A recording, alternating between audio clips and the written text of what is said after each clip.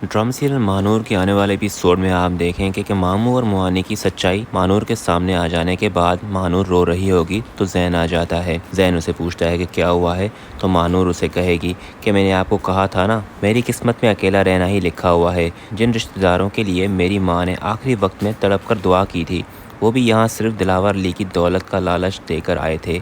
सब झूठे हैं जैन, इस दुनिया में कोई किसी का नहीं है। जैन उसे कहता है कि दुनिया झूठी हो सकती है मानूर, लेकिन मेरा ये साथ झूठा नहीं है।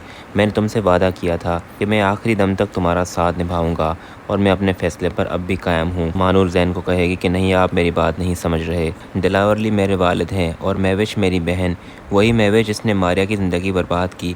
ये सब कुछ इतना उलझ चुका है कि मैं अब किसी रिश्ते का बोझ नहीं उठा सकती। कारोबारी महाज पर मुनसा बेगम दिलावर साहब पर दबाव बढ़ाएंगी। महविश को सबक सिखाने के लिए अपने पत्ते खेलेंगी। अलीज़े और दानिश की ज़बरदस्ती शादी का मामला भी एक बार फिर जोर पकड़ेगा, जहां अलीज़े अपनी मां की जज्बाती ब्लैकमेलिंग की वजह से शदीद जहनी दबाव का शिकार रहेंगी, जबकि जैन इस रिश्ते को रोकने की आखिरी हद तक कोशिश करेगा। उधर महविश, जो अपने वालिद से कता ताल्लुक़ कर चुकी है, अब जॉन की तरफ से मिलने वाली अदायगी की धमकियों की वजह से एक नई मुश्किल में फंस जाएगी, क्योंकि मुनसा बेगम के वार के बाद उसके पास रकम का इंतजाम करना नामुमकिन होता जा रहा है।